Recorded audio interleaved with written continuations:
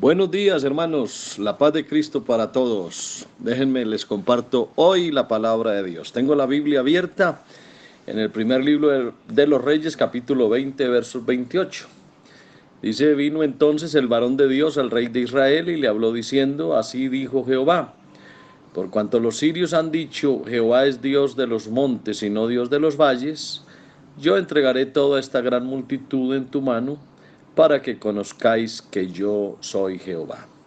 Les quiero hablar un poco hoy acerca de el Dios de las crisis. La palabra que más está en boca de todo el mundo hoy es crisis, la cual denota problemas, conflictos, apuros, dificultades, aprietos, a veces inconvenientes, peligros o necesidades, riesgos o miserias. Se habla de acorralamiento, de inseguridades. Bueno, grandes hombres de Dios han pasado por estos trances. Y aunque por momentos se vean fracasar, siempre la providencia de Dios se hace notoria y con ella siempre aparece la victoria. Algunas de esas crisis son propiciadas por el hombre y su pecado, pero otras son fortuitas y muchas de ellas son permitidas por Dios para glorificarse en cada situación. En muchas ocasiones las crisis se convierten en plataformas desde las cuales se pueden potenciar grandes oportunidades de mejora. Es decir, si viene la crisis, viene la oportunidad. No hay que ver la crisis como el acabose, sino como la posibilidad de hacer grandes cosas. Si no hubiese un gran peñasco, pues no se construiría un imponente puente. Si no hubiese una pandemia, no se descubriría una gran vacuna. Si no hubiese oscuridad, no se hubiese descubierto la electricidad. Así que cuando aparece el dolor o aparece la fiebre o la alergia, entonces se descubre la enfermedad y se trata hasta vencerla. Es decir, que esas crisis me permiten atender lo que me va a hacer daño y puedo controlarlo. Si no se hubiese mostrado el pecado, no habríamos conocido la misericordia de Dios. Las crisis siempre traen algo bueno después. Ejemplo, Jonás en el vientre del gran pez. Para él eso era una crisis terrible, pero allá fue donde comprendió que la salvación es de Jehová. Elías en la cueva entendió que Dios es el que domina la naturaleza. Se cerró el cielo. Abraham en el monte Moria, cuando tenía a su hijo sobre la leña, ahí fue donde valoró la virtud de la fe. La misma dureza del faraón fue una crisis, pero eso mostró el poder de Dios a Moisés y a Aarón para que confiaran en que Dios iba con ellos. Israel, cuando se vio ante el Mar Rojo, visualizó el poder de aquel que lo sacó de Egipto. Y solo en el desierto es donde cae el maná. El maná no cae por fuera, el maná cae es donde hay desierto. Entonces, de alguna manera, al desierto es que le debemos el maná. La persecución contra la iglesia primitiva, eso permitió el avance de la gran comisión, porque la iglesia estaba muy cómoda en su zona de confort en Jerusalén, pero cuando vino la gran persecución, ellos fueron expatriados y donde llegó un cristiano, ahí se fundó una iglesia. La misma muerte de Lázaro, eso señaló al Señor como lo que Él es, la resurrección y el dador de la vida. De tal forma que las dificultades que se nos presentan nos impulsan a buscar a Dios. ¿Cuándo comprueba uno que el Señor es el sanador? Pues cuando viene una crisis de enfermedad. Gracias a nuestras cadenas es que comprobamos que Él es el libertador.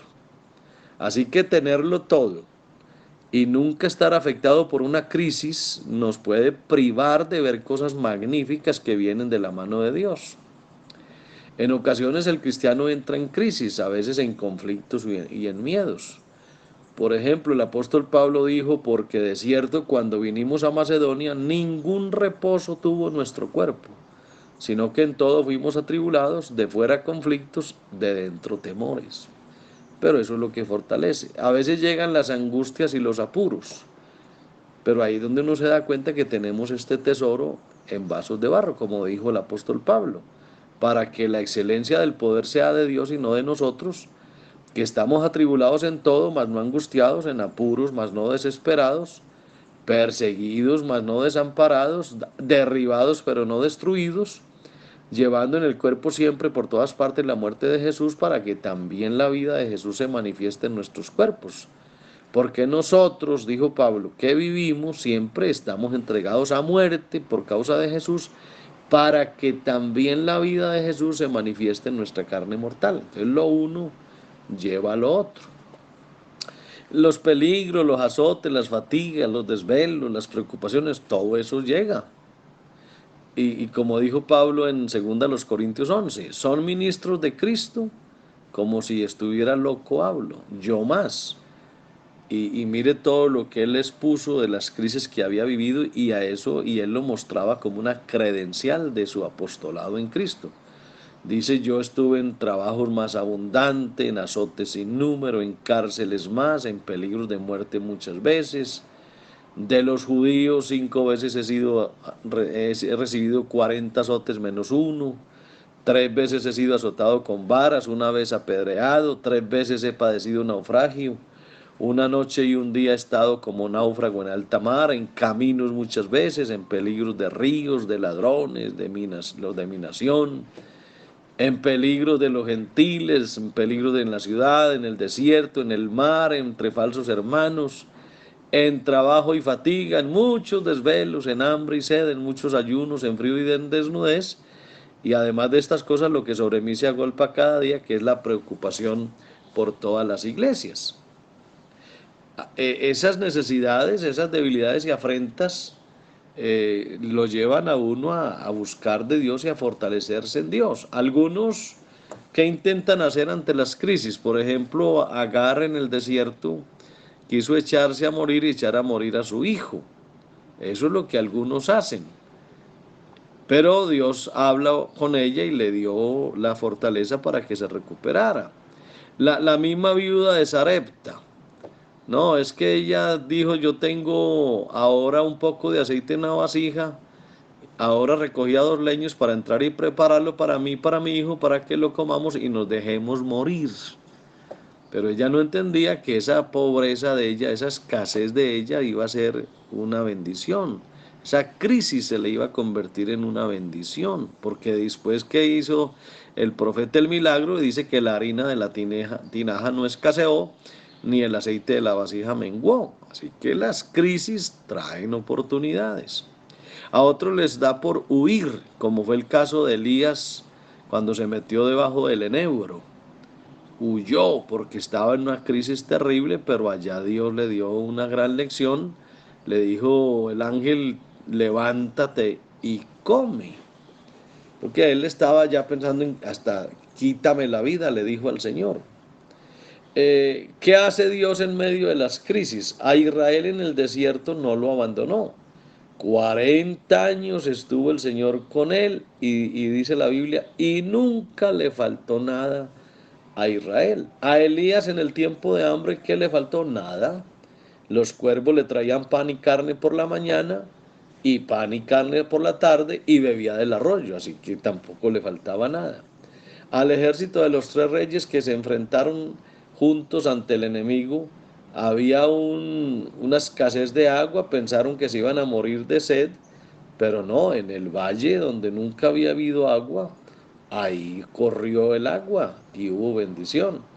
La otra viuda, la del profeta, que tenía 2 hijos que se los iba a llevar el acreedor, también esa crisis no se le convirtió en una bendición porque Dios usó al profeta para multiplicar el aceite y no solamente pagó las deudas, sino que vivió de lo que le quedó. A Samaria en el tiempo de hambre hubo unos leprosos que en medio de la crisis del hambre se fueron al campamento del frente y encontraron plata, oro, vestidos y comida en abundancia. Entonces la crisis que tuvieron aquí se les convirtió en una bendición allá. Con respecto a la tribulación, estaba aquí leyendo el Salmo 57, verso 1, dice, ten misericordia de mí, oh Dios, porque en ti ha confiado mi alma y en la sombra de tus alas me ampararé hasta que pasen los quebrantos. Los quebrantos tienen que pasar. Clamaré al Dios Altísimo, al Dios que me favorece. Él enviará desde los cielos y me salvará de la infamia del que me acosa. Dios enviará su misericordia y su verdad. Mi vida está entre leones, estoy echado entre hijos de hombres que vomitan llamas. Sus dientes son lanzas y saetas y su lengua espada aguda. El Señor siempre ha sido el refugio en la tempestad. Dijo el profeta Isaías: fuiste fortaleza al pobre, fortaleza al menesteroso en su aflicción, refugio contra el turbión, sombra contra el calor, porque el ímpetu de los violentos es como turbión contra el muro. Y esa palabra hermosa que dijo el profeta: cuando pases por las aguas, yo estaré contigo, y si por los ríos, no te anegarán. Cuando pases por el fuego, no te quemarás, ni la llama arderá en ti.